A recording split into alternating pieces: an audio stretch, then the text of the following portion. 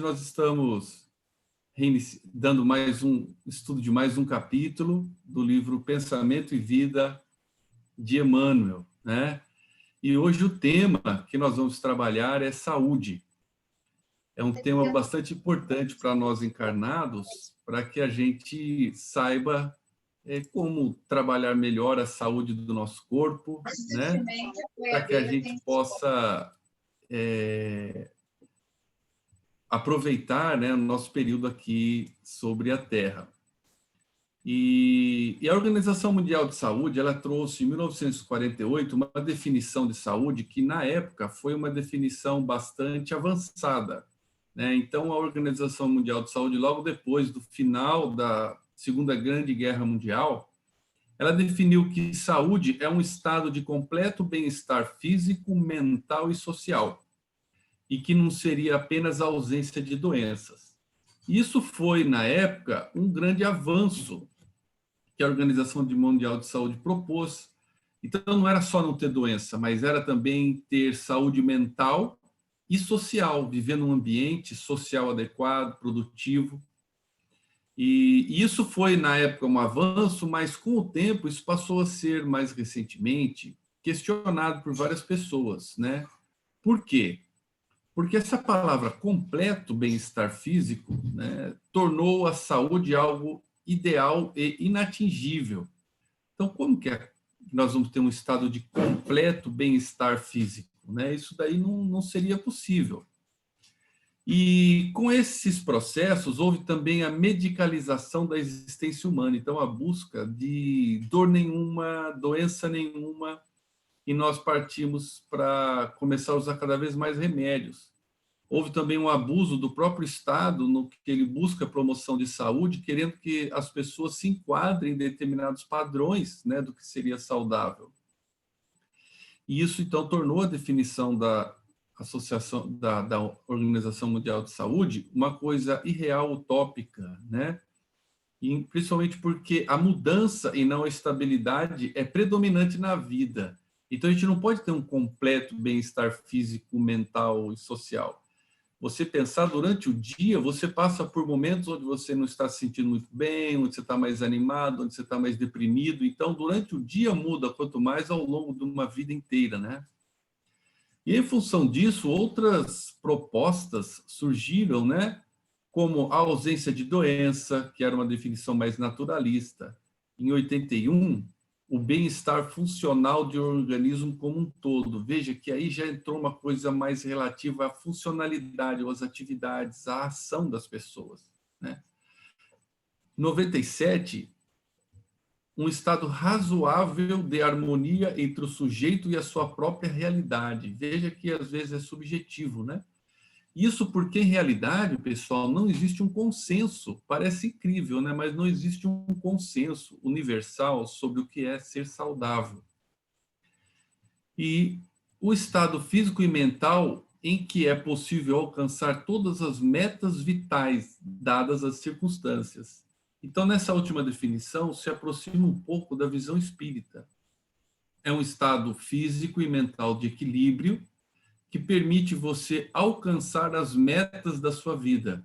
Então, é uma definição de saúde que está relacionada ao fazer, ao conseguir, ao construir, ao trabalhar, né, ao ser útil na sociedade, e dadas as circunstâncias. Então, é uma coisa que foi relativizada.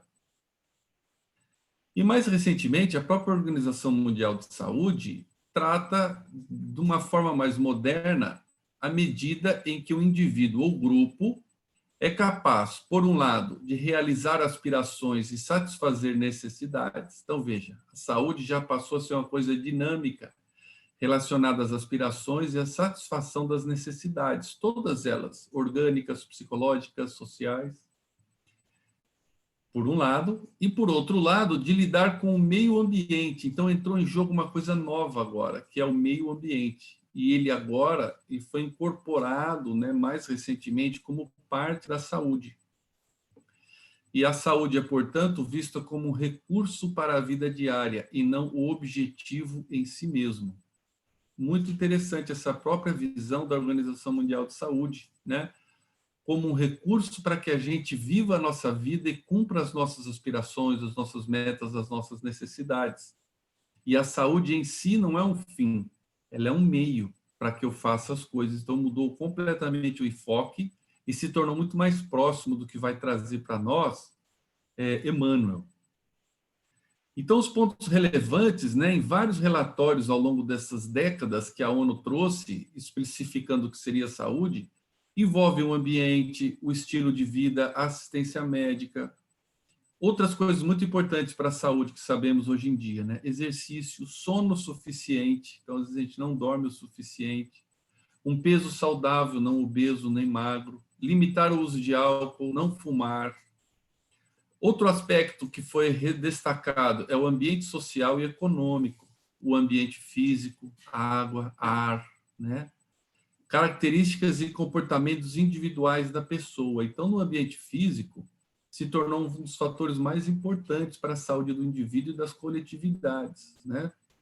Como as casas, a higiene, as estradas seguras, porque se elas são inseguras, há acidentes, morte, doenças, né?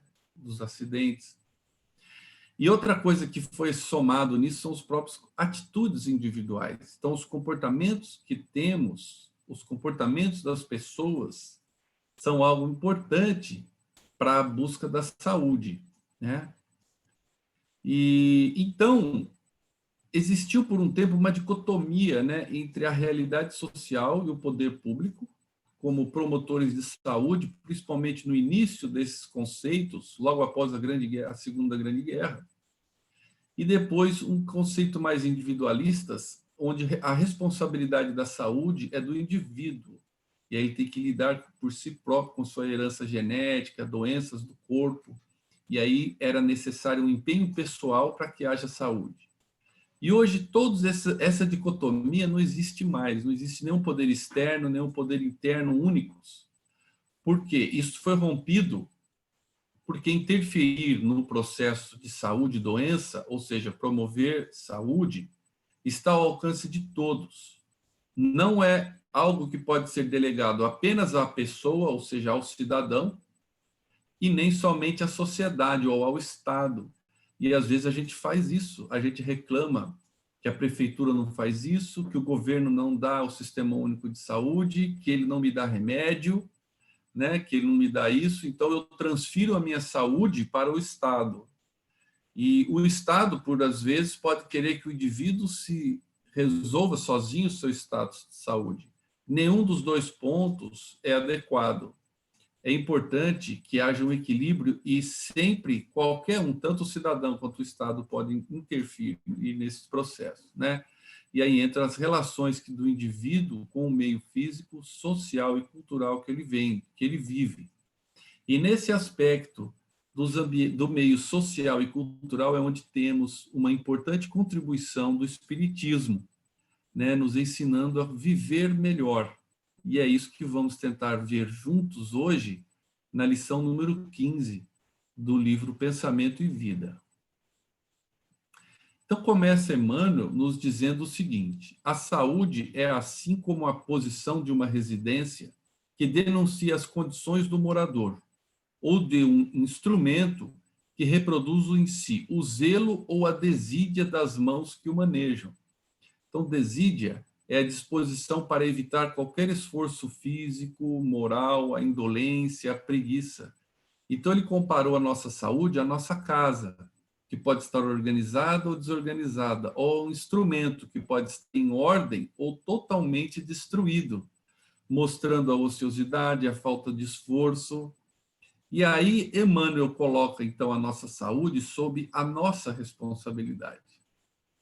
Então, ele transfere para nós próprios a responsabilidade de sermos saudáveis, né? Já que ele diz que a nossa saúde é como o zelo ou a desídia que temos para com a nossa casa ou o instrumento. Que instrumento? O corpo. Então, este violão aí todo estrupiado, né? Seria o corpo de alguém que não cuida dele próprio, né? Que não tem os elementos para isso. E cuidar do corpo vai muito além de higiene, exercício. No aspecto espiritual, ele vai nos apresentar as questões mentais das atitudes e da nossa moralidade. Então, a condição de residência ou do instrumento depende da pessoa, ou seja, você é o responsável por sua saúde. Isso independe da qualidade ou das características da casa ou do instrumento. Então, veja que ele não pôs a culpa no instrumento, mas sim em como ele é utilizado. Então, nós não podemos culpar o nosso corpo pela nossa falta de saúde, né? É o seu uso que determina a saúde. Continuando, ele diz assim: a falta comedida opera em nossa mente um estado de perturbação, a qual não se reúne simplesmente as forças desvairadas do nosso arrependimento. Então, quando a gente faz coisas erradas, na nossa mente se estabelece uma perturbação, por estarmos em desacordo com as leis naturais. E aí vem as forças desvairadas do nosso arrependimento. Então, os processos de culpa, de arrependimento, de tristeza, de não auto-perdoar-se, são muito complicados para a nossa saúde, né? Desvairada é o que não tem coerência, é contraditório. E também as ondas de pesar e acusação das vítimas e de quantos se lhe associam ao sentimento. Então, não só nós mesmos abalamos a nossa saúde com as nossas ondas mentais, né, desvairadas desse arrependimento de termos errado, quanto das vítimas dos nossos erros. E não só elas, quanto as pessoas ligadas a elas, que se revoltam conosco por termos causado mal a essa pessoa. Todo esse avalanche vem sobre nós, né? Instaurando desarmonias de vastas proporções nos centros da alma, a percutirem sobre a nossa própria instrumentação. Então, aí nós vamos ter, né, no nosso corpo, que é o nosso instrumento, uma série de problemas em função desses erros, desses atos de perturbação que cometemos, né? Então, eu já mostrei várias vezes isso, né? Então, nós temos o espírito, que é imaterial, o corpo mental, o perispírito duplo etérico, que faz a ligação do perispírito com o corpo. E a doença do corpo, ela nasce aonde? No espírito. É isso que diz. Então, a perturbação do nosso estado mental nos trazem forças incoerentes, contraditórias ou desvairadas, principalmente ligadas à culpa e ao arrependimento, que soma nisso as ondas mentais daqueles que prejudicamos e das pessoas simpáticas a eles, né? E aí, lá no capítulo 5 do livro Pensamento e Vida, Emmanuel já tinha nos dito, né, que na intimidade desse glorioso império de energia, que império de energia é esse, né? É o nosso corpo. Então, nessa intimidade, temos os raios mentais condicionando os elementos em que a vida se expressa. Então, os raios mentais nossos acabam determinando, né? Veja, condicionando a própria vida, né? E outra palavra interessante é essa associam. Então, ao que eu fiz de ruim, se associa agora o pensamento das pessoas que eu prejudiquei. E aí eu retorno com vocês ao capítulo 8, que é a associação. Convido a quem quiser ler, acompanhar pelo YouTube, tem lá, se quiser rever ou ler o capítulo mesmo. Mas o que tem de mais importante nesse capítulo, ligado aqui a essa questão da nossa saúde, eu trouxe aqui, olha, são as correntes de pensamento que nós temos, né? Nós vivemos em regime de comunhão, segundo os princípios de afinidade. Então, eu me afinizo com o sofrimento e com o mal que eu fiz, e eu recebo aquilo. E essa associação, né, ela mora em todas as coisas, preside a todos os acontecimentos e comanda a existência de todos os seres. Então, quando eu faço mal a alguém, eu me associo ao mal, e eu tenho que depois criar um esforço de me desassociar daquele mal, tanto em mim quanto no próximo. E na vida comum, a alma está em ressonância com as correntes mentais em que respiram as almas que se lhe assemelham. E é tudo isso vindo negativamente contra mim que cria os desequilíbrios do nosso espírito, né? Então, eu coloquei aqui que a culpa, o remorso, a vingança, o ódio nos associam aos nossos erros e ao sofrimento, e nos associam àqueles que prejudicamos. Retornando, Emmanuel nos diz que semelhante descontrole apresenta graus diferentes, provocando lesões funcionais diversas. A cólera e o desespero, a crueldade e a intemperança criam zonas mórbidas. Olha que interessante, hein? Cólera, desespero, crueldade, intemperança, quando habitam a nossa mente, ou quando nos movemos nesse tipo de sentimento, elas criam zonas mórbidas de natureza particular no cosmo orgânico nosso, impondo às células uma distonia, ou seja, perturbação celular ou motora de origem psíquica. Então, a própria ciência já conhece essa palavra, distonia, que é um distúrbio celular. Então, a nossa célula adoece e a origem é o próprio pensamento. E, com isso, se anulam quase todos os recursos de defesa orgânica, abrindo-se a leira fértil. Então, leira é um suco aberto na terra para que se deposite a semente. Quando a gente vai plantar, a gente abre uma leira, e aí a gente joga a semente. Então, a imagem que ele criou aqui, Emmanuel, é que estes sentimentos de cólera, desespero, crueldade, intemperança, como que se abrissem sulcos, e aí prepara a semente de coisas ruins, né, que são as doenças do corpo. Né? E aí vem micróbios patogênicos que vão se estabelecer nos órgãos que são menos habilitados à resistência, naqueles órgãos de choque, onde a gente tem menos resistência. Né? Então, aqui um escritório todo bagunçado, né? Um piano todo quebrado. Então, essa é a imagem desses sentimentos quando a gente vive com eles e o que eles fazem conosco por meio do nosso corpo. Então, eu destaquei eles 4, que eu achei muito importante isso, né? Então, cólera é um sentimento de violenta oposição contra o que o molesta, o prejudica. Desespero é um estado de profundo desânimo de uma pessoa que se sente incapaz de qualquer ação. Então, é um estado de consciência em que julga uma situação sem saída, ou desesperança. E aqui também está a falta de fé. Crueldade é o prazer em fazer o mal, é uma impiedade da pessoa.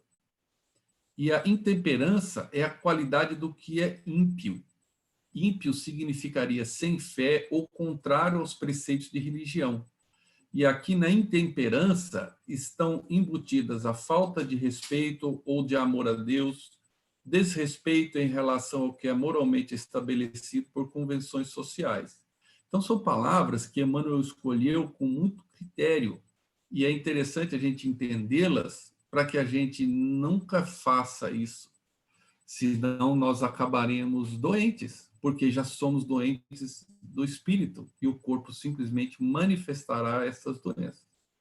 Para reforçar isso, eu trouxe para cada palavra dessa uma lição do Evangelho segundo o Espiritismo, que nos ajuda a meditar sobre ela. Então, a primeira, cólera.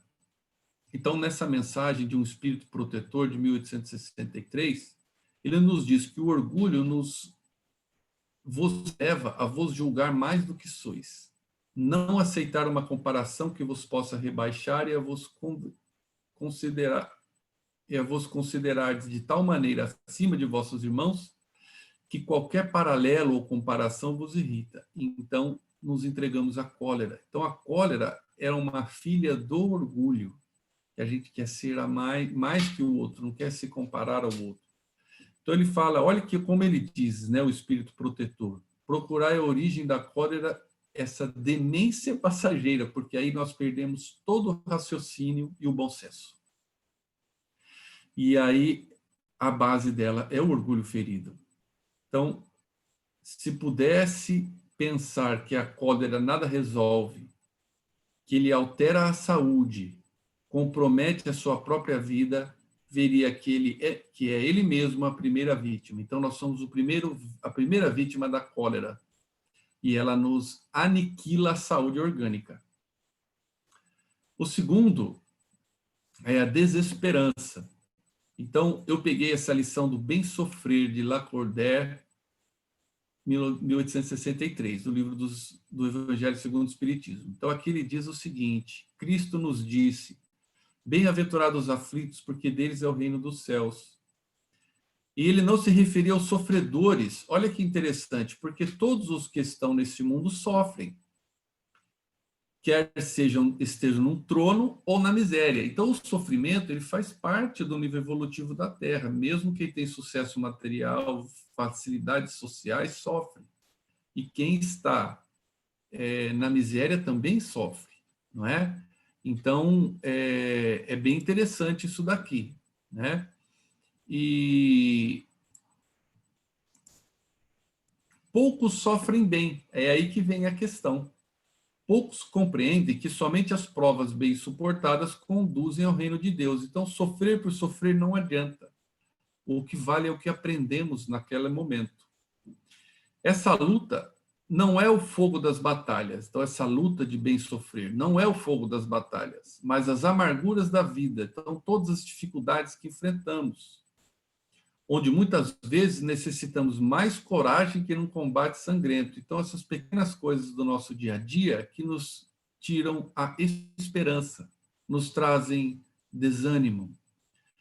Quando vos atingir um motivo de dor ou de contrariedade, tratai de elevar-vos acima das circunstâncias, e quando chegares a dominar o impulso de impaciência, de cólera, olha a cólera de novo, ou do desespero, que é o que ele falou que nos leva nessa desesperança e desespero que nos leva a adoecer, eu direi, eu sou mais forte. Olha que mensagem bonita. A próxima é a impiedade, ou a crueldade. Então, no livro dos Espíritos, do Evangelho, não tem nada sobre a crueldade, mas eu encontrei um oposto da crueldade, que é a piedade, e trouxe uma mensagem do Espírito chamado Michel. E ele nos diz, né, que a piedade é a virtude que mais nos aproxima dos anjos. É irmã da caridade. Então, ela não é filha, ela é irmã, ela está no mesmo nível da caridade. E ela nos conduz a Deus. Deixar vosso coração enternecer-se diante das misérias e dos sofrimentos dos semelhantes.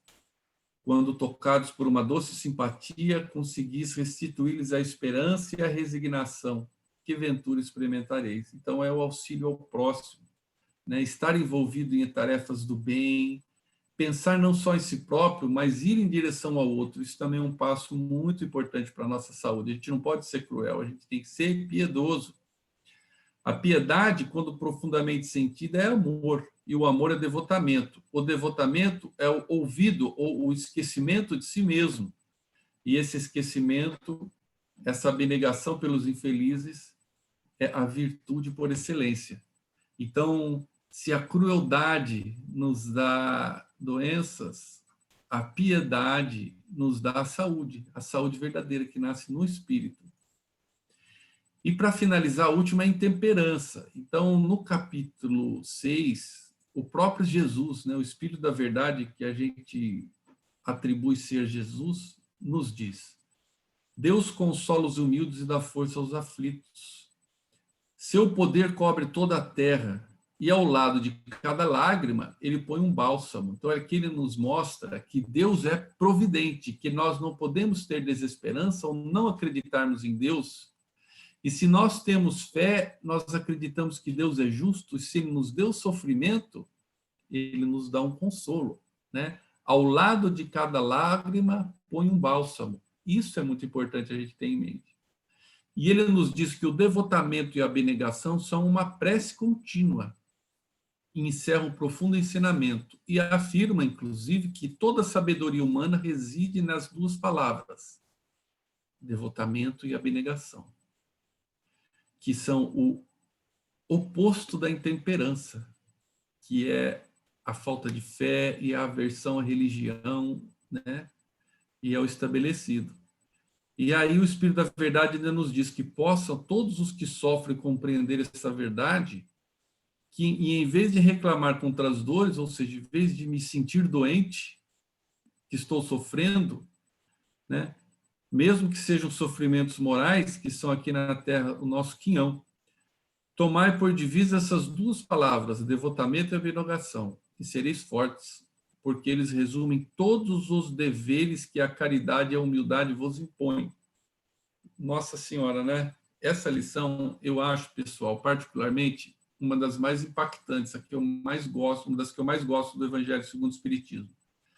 Ele diz que os deveres que a caridade, que é o auxílio ao próximo, e a humildade, que é o me sentir igual, não menos nem mais que ninguém, nos impõe, os deveres são todos cumpridos pelo devotamento e pela abnegação. Então, é muito profundo isso, né? E aí, quando a gente vive isso, o sentimento de dever cumprido vos dará a tranquilidade de espírito e a resignação. O coração bate melhor, então a gente tem um sentimento de bem-estar, e a alma se acalma. E aí que vem, o corpo já não sente o desfalecimento.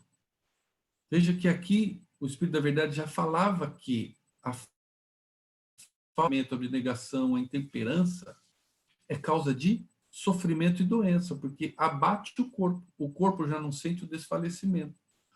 Porque o corpo sofre tanto mais, quanto mais profundamente abalado estiver o espírito. Então, um espírito equilibrado gera um corpo equilibrado, e mesmo se aquele corpo tiver defeitos e doenças, a alma não é doente, e ele supera aquilo.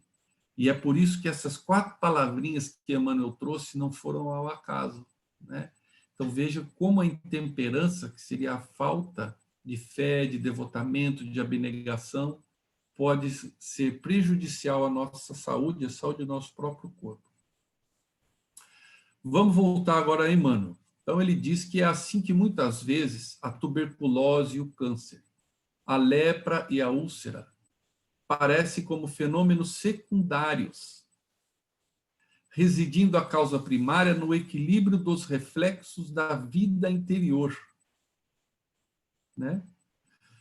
Todos os sintomas mentais depressivos influenciam as células em estado de mitose, estabelecendo fatores de desagregação. Então, aqui vamos dar uma paradinha. Mas ele reforça tudo que a gente falou, tirando aquelas lições belíssimas do Evangelho segundo o Espiritismo, nos dizendo aqui que ele deu alguns exemplos, né? O câncer, a lepra, a tuberculose, ou seja, todas as doenças, as úlceras, elas são fenômenos secundários. A causa primária está no desequilíbrio do reflexo interior. Por isso que ele falou, olha o instrumento, a condição dele nos diz de quem o toca. Então, eu olho meu corpo todo cheio de doenças, é a minha alma que fez aquilo, que é o grande problema. Isso é muito interessante. E aí ele entra nos sintomas depressivos mentais que influenciam as células do corpo. E aqui a gente lembrou, né, de culpa, arrependimento, tristeza, intemperança, desespero, cólera, né? E na mitose. Então, mitose é o processo de divisão celular que resulta em 2 células idênticas à célula original. Então, é quando a nossa célula se divide. O que ele está dizendo aqui é que esses processos mentais negativos interferem na divisão celular e na formação das novas células. E nós já havíamos tratado disso no estudo anterior, no capítulo 14, quando, no livro Evolução em 2 Mundos, capítulo 7, da hereditariedade, André Luiz já tinha nos dito, né, que o centríolo, ou centro celular, mantém a junção das forças psíquicas e espirituais. É o processo onde se verifica o impulso mental eletromagnético em direção ao movimento dos cromossomos. O que é movimento de cromossomos? É mitose. Então, esse termo aqui que Emmanuel trouxe, a mitose, é a divisão celular, é justamente o movimento dos cromossomos. Quem faz isso é o centríolo, é uma organela, uma partezinha da célula, que tem lá dentro da célula. E é neste centríolo, André Luiz já tinha nos ensinado, que se juntam as forças físicas da célula com as forças espirituais do meu espírito. E é por isso que quando as forças espirituais estão em desequilíbrio, há um desequilíbrio nestas estruturas e uma alteração das divisões celulares e uma série de doenças orgânicas vão se manifestar depois disso. A prática do bem, simples e infatigável, pode modificar a rota do destino. Olha que coisa. Então, nós já vimos também que Mesmo que eu tenha um karma, se eu trabalhar, eu atenuo isso, né? E a gente já viu isso, inclusive, quando a gente falou sobre o corpo, do caso do Adelino, que ele vinha para ter uma doença de pele, queria tomar todo o corpo dele, mas ela não o impediu de trabalhar. Por quê? Porque ele fez a prática simples e infatigável do bem. Isso modifica a roda do destino. Então, não é nada determinista, não é que você vai ficar obrigatoriamente. Depende de como você trabalha e faz. E aí o que nós temos que ter é o pensamento claro e correto, com ação edificante. E aí as funções celulares e os eventos humanos que vivemos, né, vão atrair a nosso favor os impulsos mais nobres. Então, isso aqui ainda na lição do corpo, né, mostrando a importância disso tudo para os nossos estados de saúde. Voltando aqui ao capítulo 15, Emmanuel diz: por outro lado, importa reconhecer que o relaxamento da nutrição constrange o corpo a pesados tributos de sofrimento. Então, não é só o aspecto mental, é também a alimentação, a nutrição, ou como vivemos. E podemos acrescentar, segundo aqueles relatórios da ONU que eu trouxe para vocês, que não é só a nutrição, mas é o exercício, o sono suficiente, peso saudável, limitar o uso de álcool, evitar o fumo, o ambiente saudável, né? Uma cidade limpa, uma casa organizada, segurança, transporte, tudo isso faz parte do contexto externo que nos dará saúde. Enquanto encarnados, é natural que as vidas infinitesimais que nos constituem o veículo de existência retratem as substâncias que ingerimos. Então, olha, ele já nos deixa claro, né, que cada célula nossa é uma vida e é um princípio inteligente, que habita tanto a célula material quanto no princípio do perispírito, que é muito difícil de entender, né? E elas vão, no corpo, retratar também o que a gente come. E vamos acrescentar o sono, o exercício, tudo isso que está aqui, não fumar, né? E nesse trabalho de permuta constante, adquirimos imensa quantidade de bactérias patogênicas que, em se instalando comodamente no mundo celular, podem determinar moléstias infecciosas de variegados caracteres, né? Então, essa permuta que a gente tem com o meio ambiente, né, com o que a gente come, o que a gente faz, elas acabam permitindo um relaxamento dessas estruturas, instalação de doenças, né? E aí o que acontece é que a gente vai receber de volta o que fez de errado. Então, compelimos a recolher assim de volta o resultado da nossa imprevidência. Então, existe também, ele não está limitando apenas ao aspecto mental e da alma. Existe também um aspecto bastante importante, físico para a nossa saúde, que é o exercício, a disciplina, o sono, o que a gente come, né? Só que o que a doutrina espírita pode colaborar mais é com os aspectos espirituais. É aí que ele entra. Então, ele diz assim, ó, não é somente aí, no domínio das causas visíveis, que se originam os processos patológicos, multiformes, ou seja, de várias formas. Nossas emoções doentias mais profundas, quaisquer que sejam, geram estados enfermiços, né? Então, ao passo de tudo aquilo que a gente estuda, que a ciência nos traz, que a matéria nos ensina, que a ONU fala, o Espiritismo traz agora todo um panorama espiritual relacionado aqui às emoções que nós temos, né? E que também podem nos levar a adoecer. E voltando à questão do corpo, né? Então, retomei essa figura, mostrando que a coisa surge muitas vezes lá do nosso espírito, e isso pode trazer causas, né, de mutilações que são guardadas, né, na profundeza do nosso campo espiritual. Como sementes de um espinheiro agressivo, ele fala, né, que acalentavam no terreno da culpa e do remorso, que cabe em nós combater. E para que a gente combata com eficiência a culpa e o remorso, nós precisamos o quê? Não errar mais, fazer o certo. Se reconheci que estava errando, não erre mais. Aí eu consigo, então, ter equilíbrio neste processo.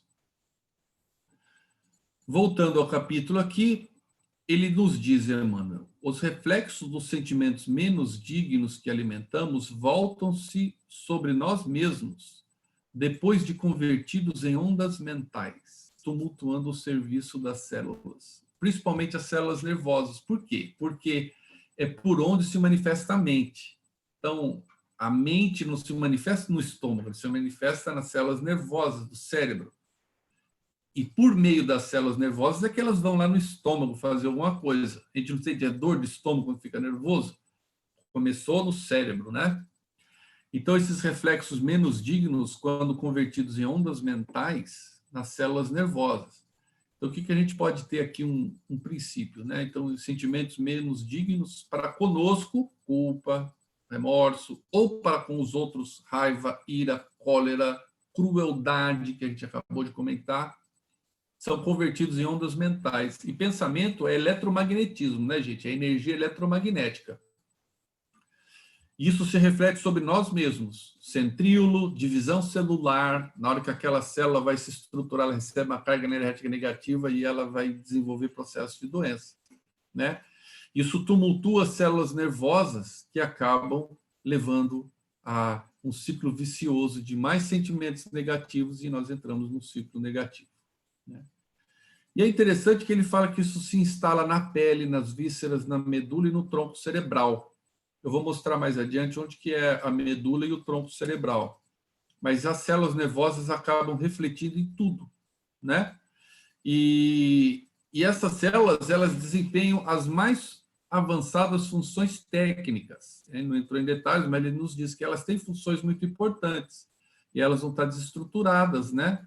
Acentuando-se ainda que esses reflexos menos felizes em se derramando sobre o córtex encefálico, que é a camada superficial aqui do nosso cérebro, eu vou mostrar também no próximo slide, elas podem produzir, inclusive, alucinações, ou seja, uma para-realidade. Eu saio da realidade, eu não consigo mais ver o mundo como ele é correto, né? Eu fico com alucinações, que podem variar de uma fobia oculta, ou seja, um medo que eu consigo esconder e não demonstro, mas ele está lá, até a loucura mesmo, ou seja, um distúrbio aparente que todos notam. Loucura, esse aqui é a mesma frase, eu cortei em dois para não ficar muito grande. Pelas quais os reflexos daqueles companheiros encarnados, e aqui entrou uma novidade, gente.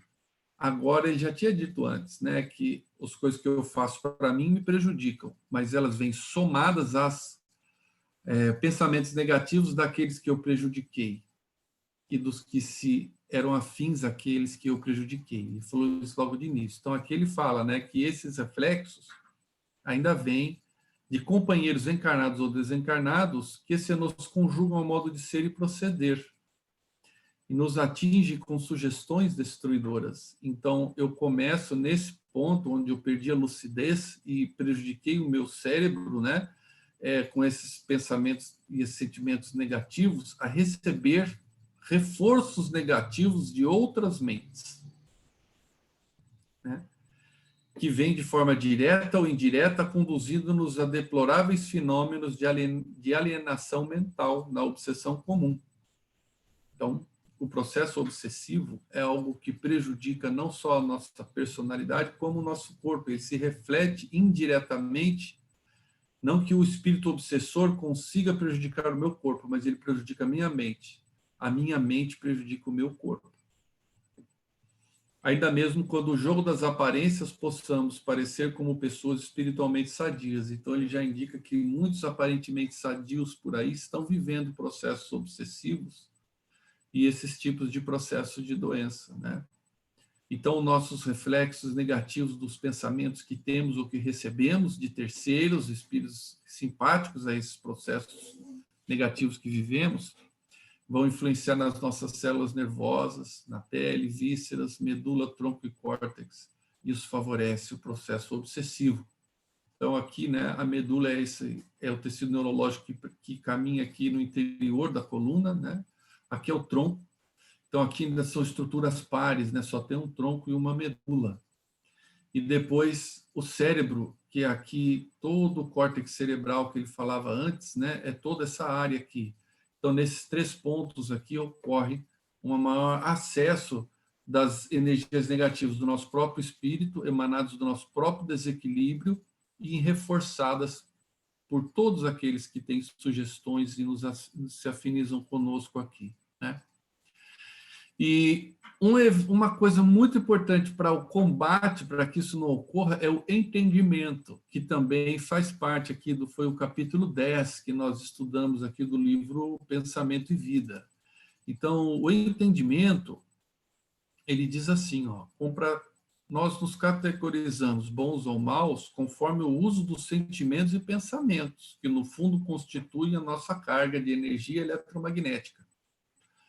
E nessa nós podemos ferir ou acalentar, ajudar ou prejudicar, vitalizar ou destruir. Então, a desvitalização e destruição é doença, né? Isso volta para nós, impregnada dos recursos que tivemos. Então, se eu sou uma pessoa, o convite era, se eu sou uma pessoa boa, que tem bom entendimento, e aqui é uma pessoa ruim, eu devo dar isso que eu tenho de bom, e com isso eu posso transformar aquele companheiro para alguém melhor, e o que ele me devolve é bom. Mas pode ser totalmente ao contrário. Então, se eu sou ruim, eu dou uma coisa ruim, eu recebo aquilo de volta, e aquilo vai somando aos distúrbios que vão abalando o nosso corpo físico mesmo, né? Então, se eu tenho entendimento, eu me protejo desse processo todo, né? E aí ele diz ainda nesse mesmo capítulo 10, quando colérico, irritadiço, agressivo, áspero para com os outros, criamos, por atividade reflexa, desalento, intemperança, crueldade. Veja que ele repetiu as mesmas perguntas, os mesmos sentimentos, né? O desalento, o desânimo, a intemperança, que a gente já acabou de falar, a crueldade, que a gente acabou de falar, isso tudo volta para nós. Por outro lado, se a gente é generoso, compreensivo, prestimoso, útil àqueles que nos cercam, criamos, consequentemente, alegria, tranquilidade, segurança, bom ânimo para nós próprios. Então, o entendimento não só é uma ferramenta essencial para a evolução do espírito, quanto para a própria manutenção da saúde do corpo. Veja que desdobramentos nós vamos tendo nesses estudos do pensamento e vida, né? Não nos esqueçamos, né, voltando aqui ao nosso capítulo, assim, de que apenas o sentimento reto pode esboçar o reto pensamento. Sentimento puro para comigo mesmo, para com o próximo. Isso me dá um pensamento bom, né? Porque do sentimento, pensamento chega no corpo. E sem os quais a alma adoece pela carência de equilíbrio interior, imprimindo no aparelho somático, que é o corpo, né? O aparelho somático é o corpo, é relativo ao corpo, ao organismo físico, né? Que diz respeito ao corpo. Os desvarios e as perturbações que lhes são consequentes. Então, doença. Então, para que nós tenhamos, esse é o grande contributo do Espiritismo aqui por Emmanuel. Além de comer bem, não fumar, dormir bem, ter um ambiente saudável, viver numa sociedade justa, com oportunidade de emprego, socialmente correta, culturalmente estimulante.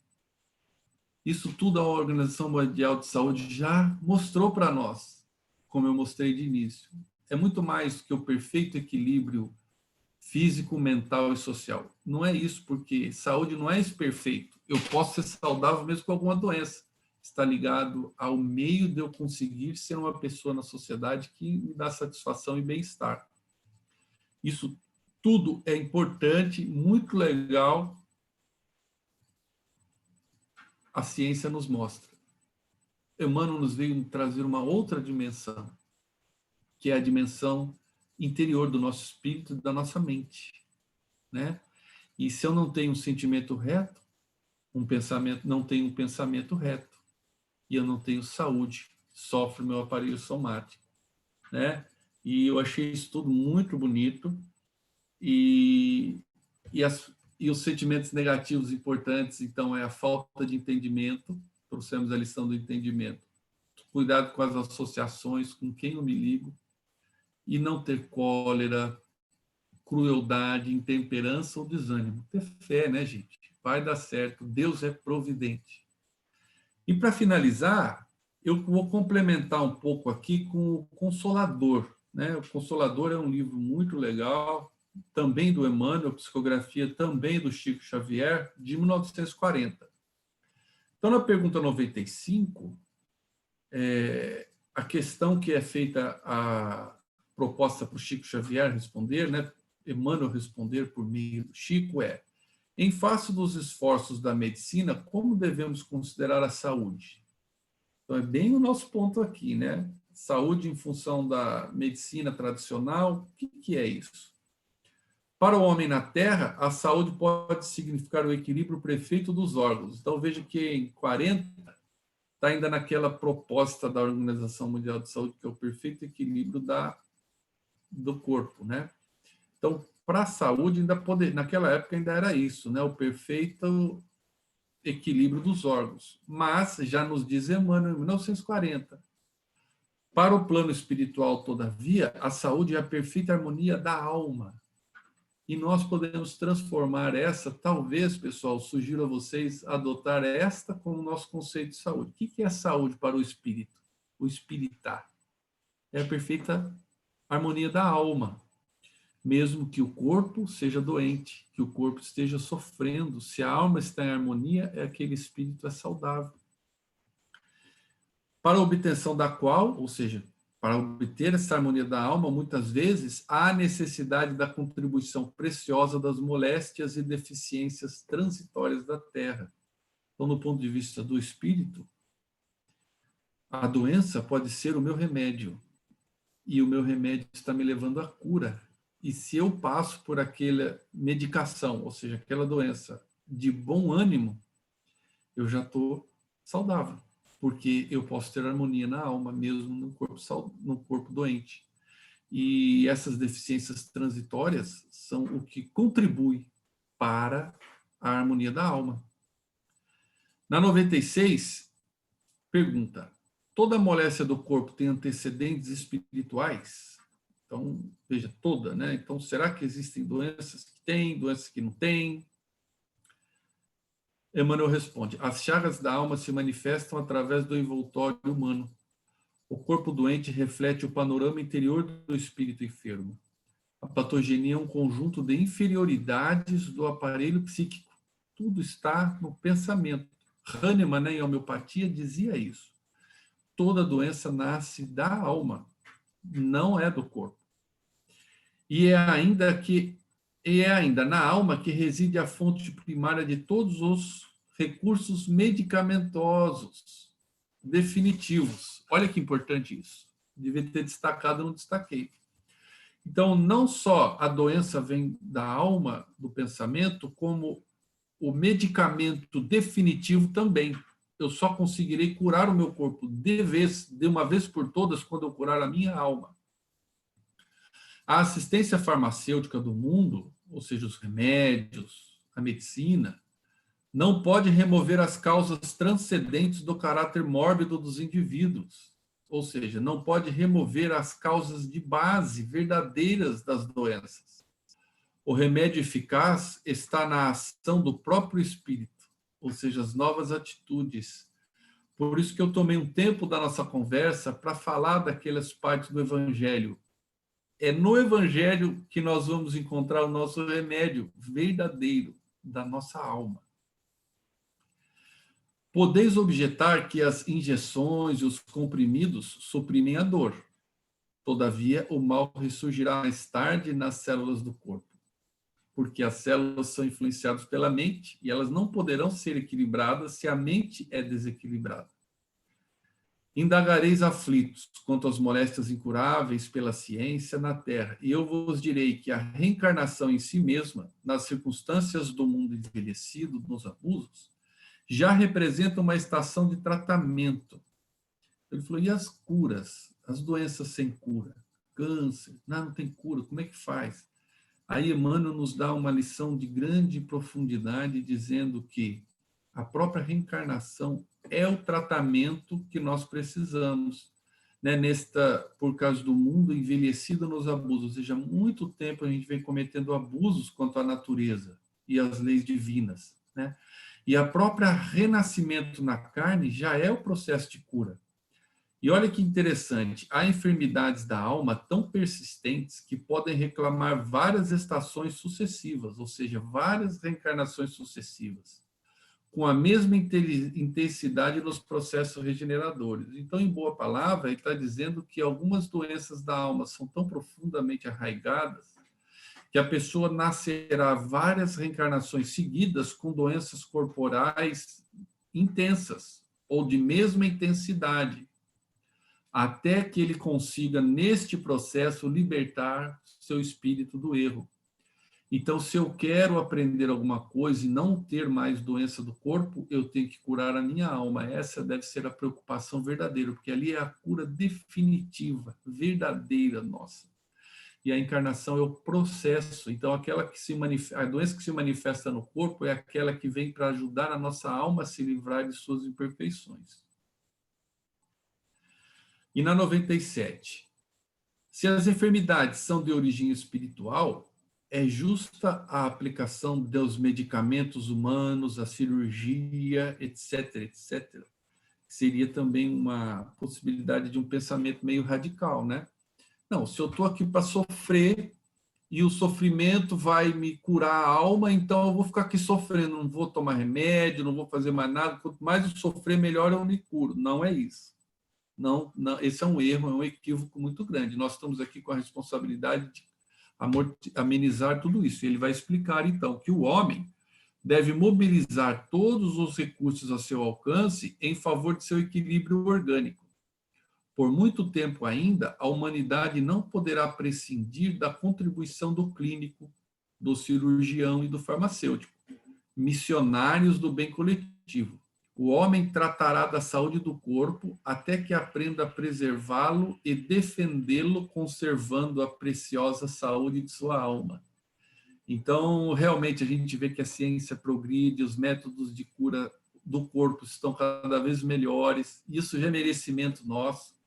E com esses medicamentos, o processo de cura da nossa alma vai se tornando mais ameno. Isso é a bondade de Deus.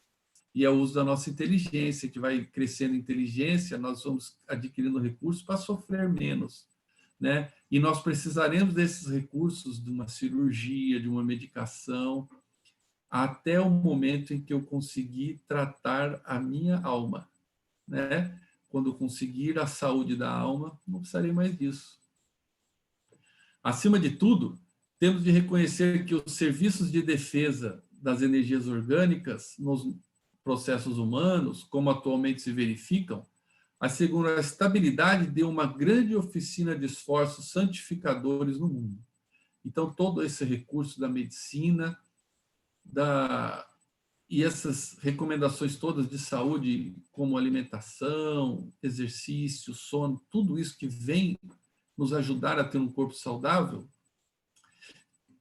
é muito importante para nós e significa a estabilidade da nossa oficina. Agora ele chama o nosso corpo de uma oficina, né, nos seus esforços santificadores.